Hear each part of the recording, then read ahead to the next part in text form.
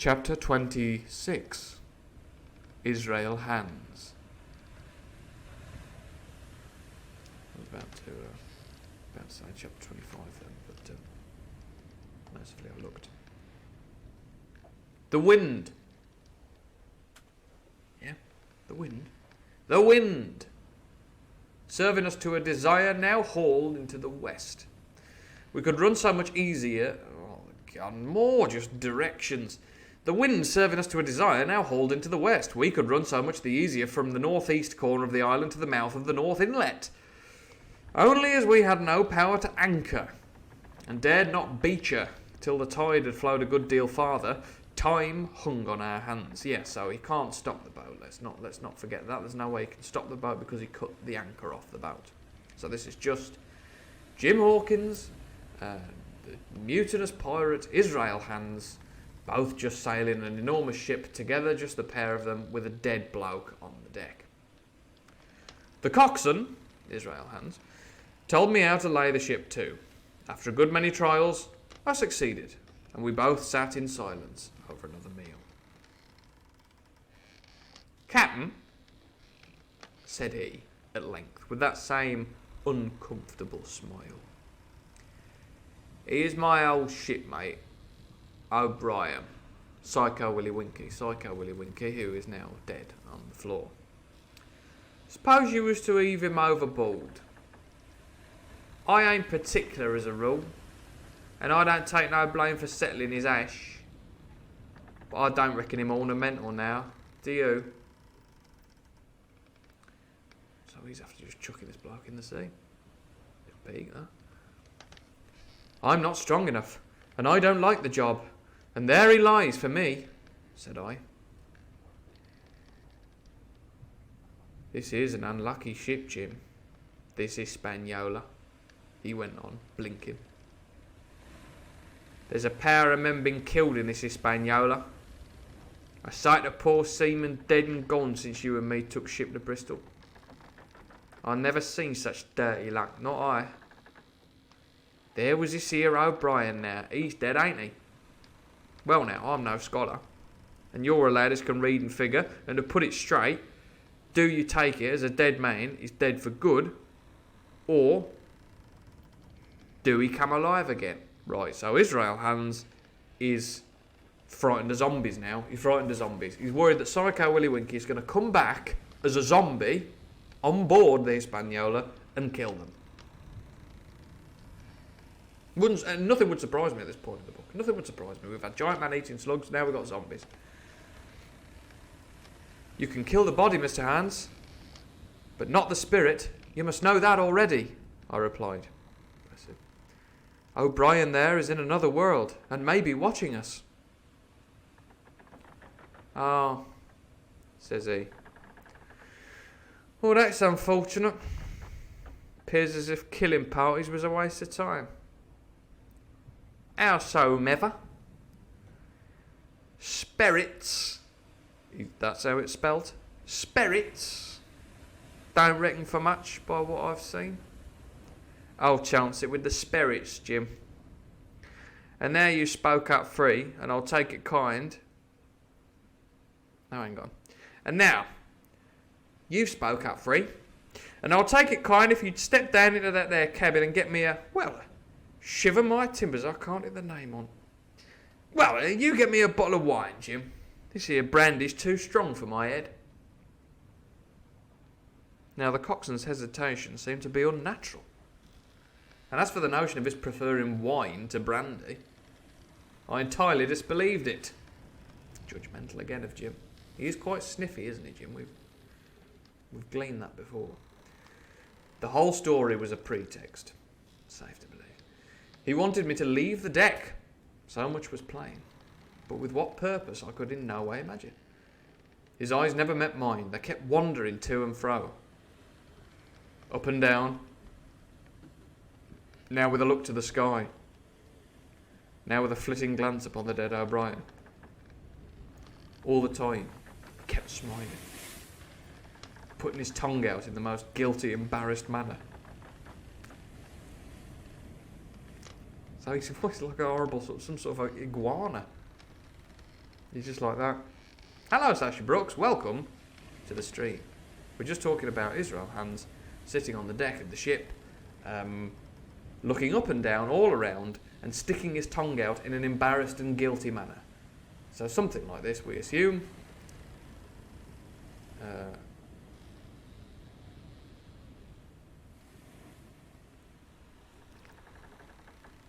Horrible. He's just looking at this bloke he's killed. So that a child could have told he was bent on some deception. I was prompt with my answer, however, for I saw where my advantage lay, and that with a fellow so densely stupid, I could easily conceal my suspicions to the end. Some wine? I said. Far better. Will you have white or red? Well, I reckon it's about a blessed same to me, shipmate, he replied. So it's strong and plenty of it. What's the odds? All right, I answered. I'll bring you port, Mr. Hans. But I'll have to dig for it. Thought you were reading your panto script, says Sasha Brooks. I did do a panto at university where I played Long John Silver in Treasure Island. Factoid. The picture, I think the profile picture on this very Twitch stream is of me dressed as a pirate in that very panto. Enjoy that bit of trivia. I'll bring you port, Mr. Hans, but I'll have to dig for it. With that, I scuttled down the companion with all the noise I could, slipped off my shoes, ran quietly along the sparred gallery, mounted the forecastle ladder, lots more ship vocabulary here, and popped me head out of the fore companion. So he's gone, yep, just be a minute. Took his shoes off so he can't hear him. That's the noise of foot on timber. Wet timber. Over to the other side of the ship. And then stuck his head up the top. To see what Israel Hands is doing now he's not there. I knew he would not expect to see me there. Yet I took every precaution possible, and certainly the worst of my suspicions proved too true. He had risen from his position to his hands and knees, and though his leg obviously hurt him pretty sharply when he moved, for I could hear him stifle a groan.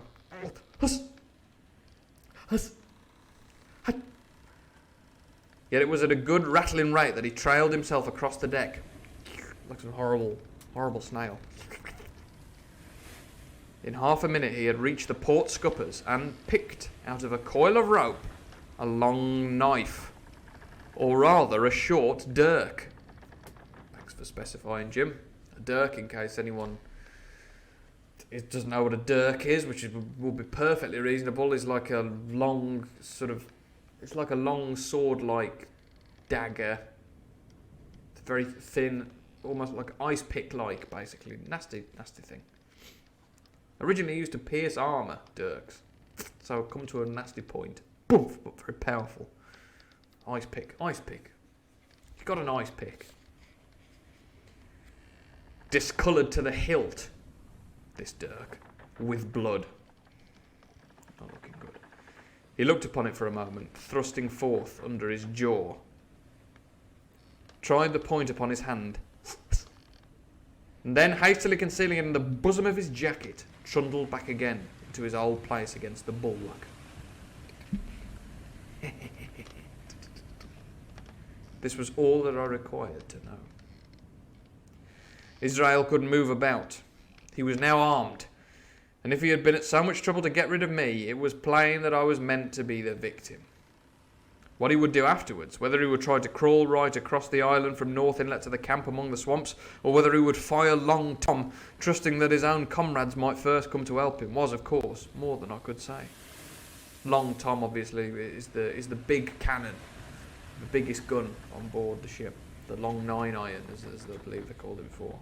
Is that right? No, long iron. 9-iron's a golf club, isn't it? That's not right. I said comrades then. I should have said comrades, really. Comrades? Are they Russians, or are they just paid up members of the Labour Party? Well, I don't know. They're just pirates. Yet I felt sure that I could trust him in one point, since in that our interests jumped together. And that was in the disposition of the schooner. Yes, without each other, they're not going to get this boat anywhere, are they?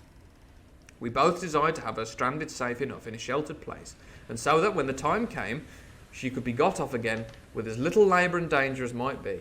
And until that was done, I considered that my life would certainly be spared. While I was thus turning the business over in my mind, I had not been idle with my body.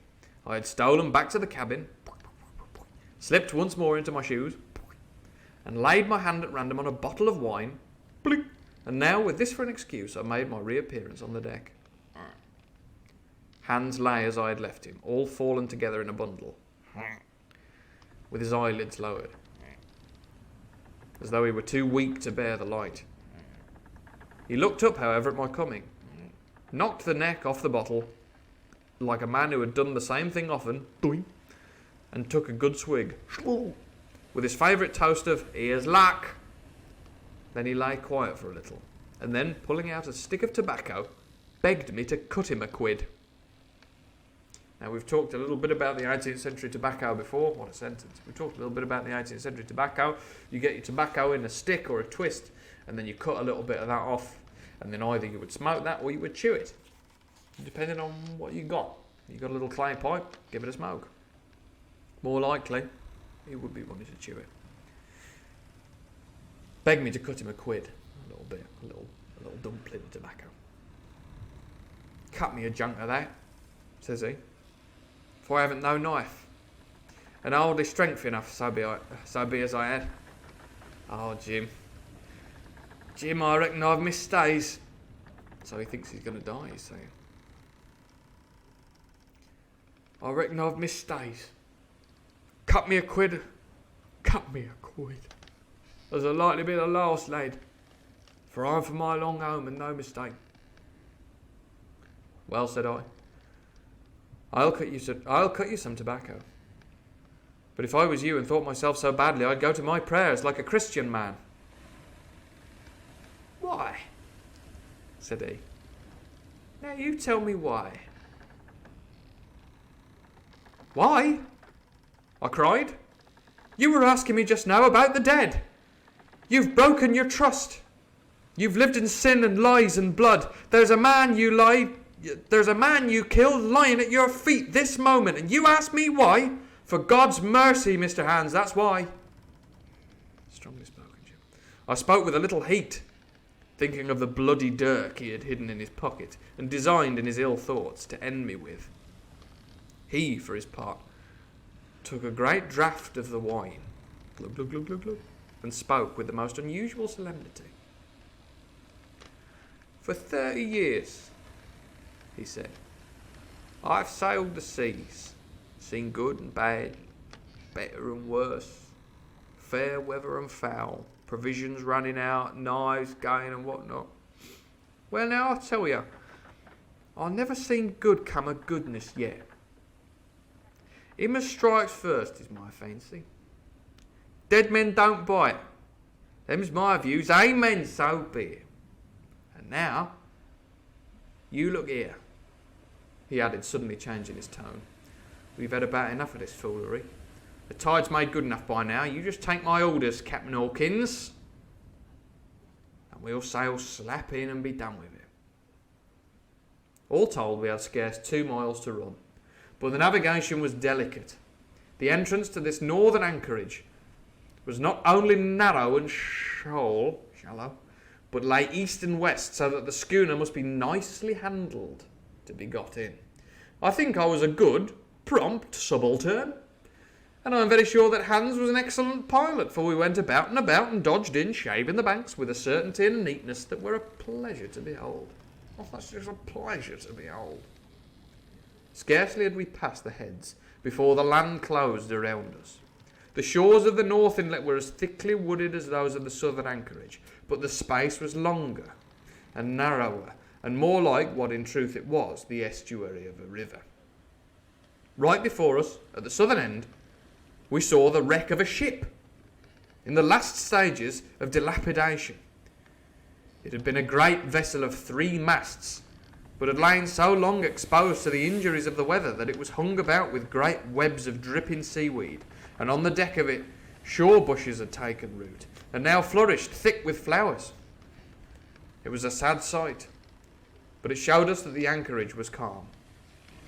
Wow, so there's a whole wrecked ship there. That's pretty metal.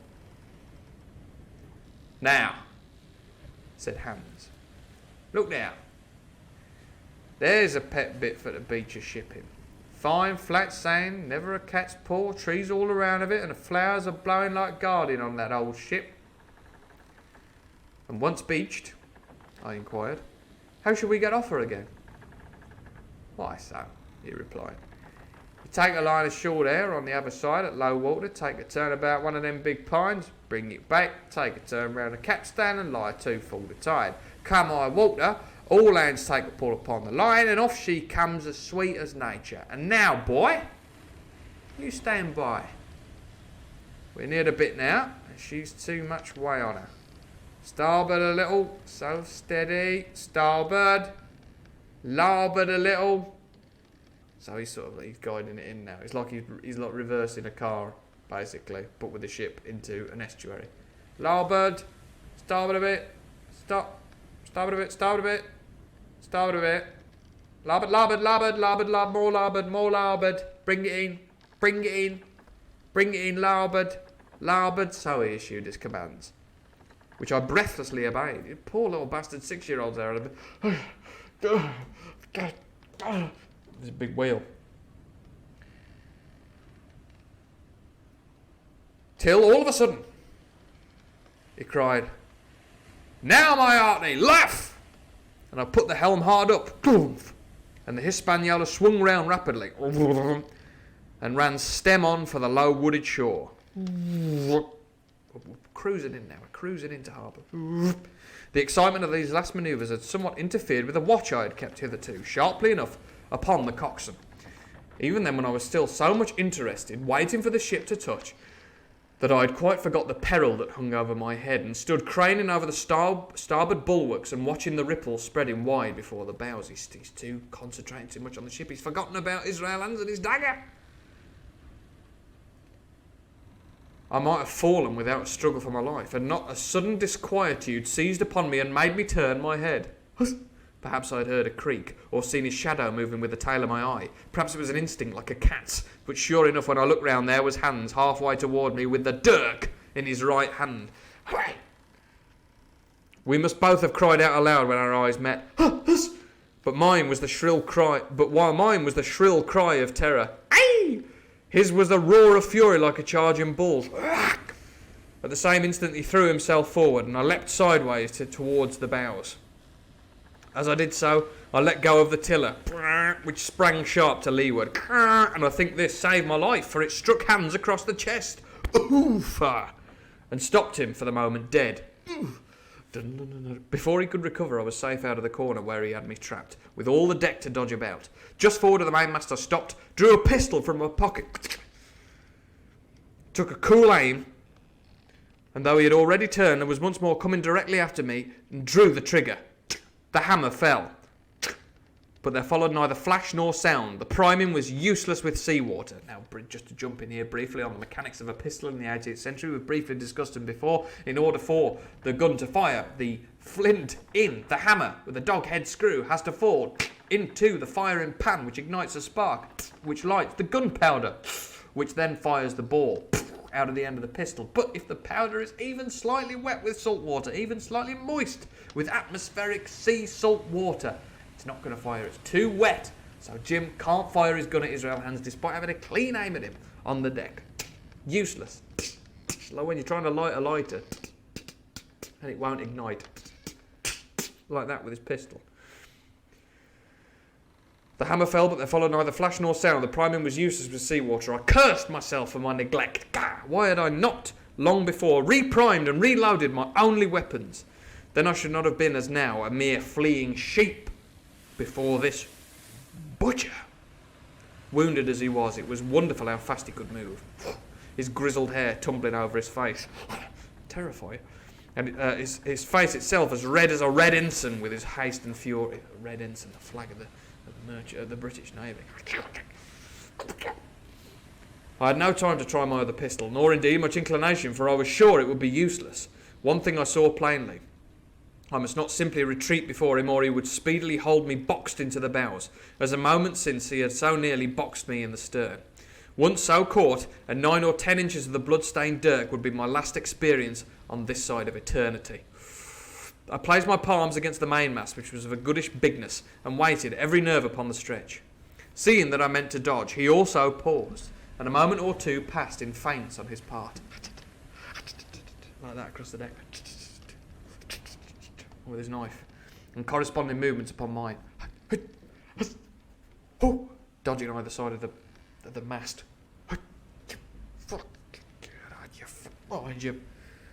It was such a game as I'd often played at home, about the rocks of Black Hill Cove, but never before, you may be sure, with such a wildly beating heart as now.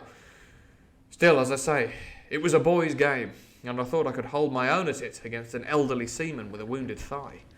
Indeed, my courage had begun to rise so high that I allowed myself a few darting thoughts on what would be the end of the affair, and while I saw certainly that I could spin it out for long, I saw no hope of any ultimate escape. Well, while things stood thus, suddenly the Hispaniola struck, staggered, ground for an instant in the sand, and then, swift as a blow, canted over to the port side,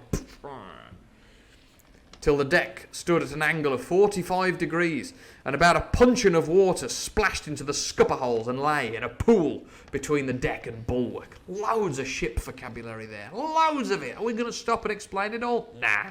Loads of water's gone everywhere, so it's probably very slippery now. We were both of us capsized in a second. Ooh! And both of us rolled almost together into the scuppers. The dead red cap, Psycho Willie Winky, a.k.a. O'Brien, with his arms still spread out. Just a corpse, ragdoll corpse like in a video game. Ooh. Tumbling after us, stiffly after us.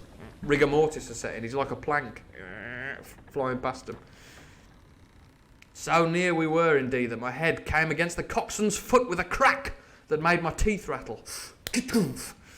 Blow and all, I was the first to foot again, for hands had got involved with the dead body. Get it off, horrible! Oh, cold! That's the dead body, that's not him just like pausing. It's the dead body, because remember the dead bodies, the rigor mortis grin had already set in when we last saw O'Brien. So he's just like that. Israel Allen's like, And remember, Israel Allen's is frightened of zombies as well, so he probably thinks that bloke's going to go, and get him. Oh, go!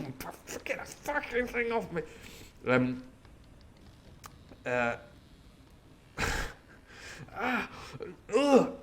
Get him off! The sudden canting of the ship had made the deck no place for running on. I had to find some new way of escape, and that upon the instant, for my foe was almost touching me. Quick as I thought, I sprang into the mizzen shrouds, rattled up hand over hand. He's going up the rigging, and did not draw a breath till I was seated on the crossed trees. Right, so he's gone up the rigging into the masts now. I had been saved by being prompt. The dirk had struck not a half a foot below me. Doing, dagger. As I pursued my upward flight, and there stood Israel Hands with his mouth open and his face upturned to mine, a perfect statue of surprise and disappointment. Now that I had a moment to myself, I lost no time in changing the priming of my pistol, and then, having one ready for service, and to make assurance doubly sure, I proceeded to draw the load of the other and recharge it afresh from the beginning. Get the powder dry, get a fresh bullet in there, get everything primed and ready.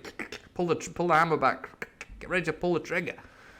My new employment struck Hans all of a heap. He began to see the dice going against him, and after an obvious hesitation, he also hauled himself heavily into the shrouds, and with the dirk in his teeth, began slowly and painfully to mount. It cost him no end of time and groans to haul his wounded leg behind him. Coming up after him into the rigging. Coming up after him. And I had quietly finished my arrangements before he was much more than a third of the way up. Then, with a pistol in either hand, I addressed him. "One more step, Mr. Hans," said I. and I'll blow your brains out. Dead men don't bite, you know, I added with a chuckle. He stopped instantly. I could see by the working of his face that he was trying to think, and the process was so slow and laborious that in my newfound security I laughed aloud. Don't laugh at him, he's deadly, this fella.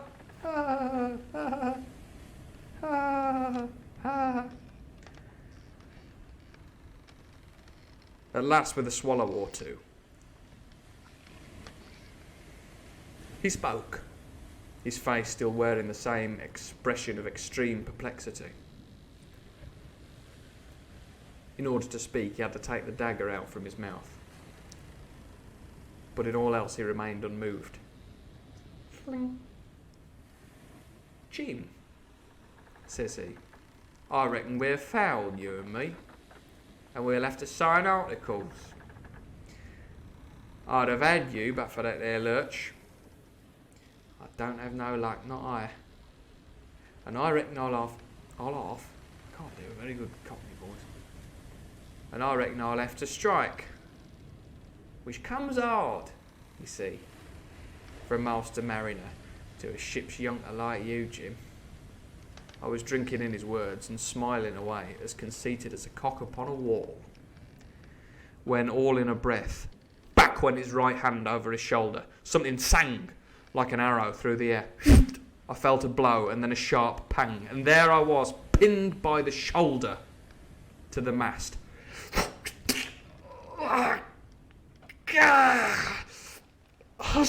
In the horrid pain and surprise of the moment, I scarce can say it was by my own volition, and I'm sure it was without conscious aim. Both my pistols went off, and both escaped out of my hands. They did not fall alone. With a choked cry, the coxswain loosed his grasp upon the shrouds and plunged head first into the water. End of chapter.